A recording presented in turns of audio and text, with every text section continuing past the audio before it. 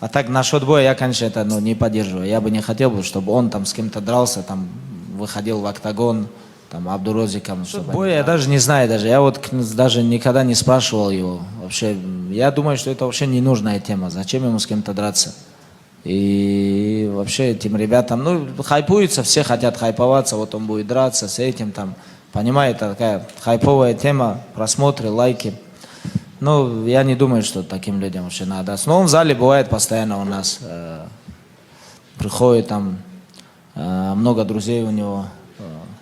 А так насчет боя я, конечно, это не поддерживаю. Я бы не хотел, чтобы он там с кем-то дрался, там выходил в октагон, там Абдурозиком, чтобы они дрались. Лучше всего, я думаю, что если они будут дружить, вот сейчас они очень на сильном хайпе оба, если они будут вместе дружить, какой-то там совместные там проекты делать, я думаю, что они большую пользу могут принести.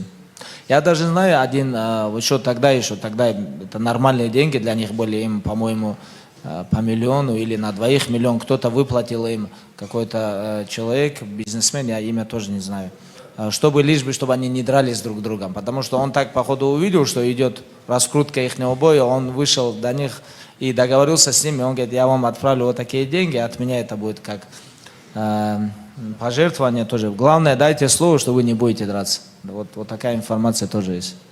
Но я бы тоже не хотел, чтобы они дрались. Если помимо боя, то в Америке вообще насколько это актуально? Какие-то, может, предложения? Вас просят с ним связать или, может, какие-то крупные контракты? Да, Хасбик больше популярен в Америке, чем в России. Я вам скажу, везде мне говорят, пару раз я с ним фоткался, они думают, что он мой брат, что ли, я не знаю. Он говорит, где Хасбик? Я говорю, я не знаю, где Хасбик. Говорю, дома, наверное. Они все спрашивают, что там Хасбик?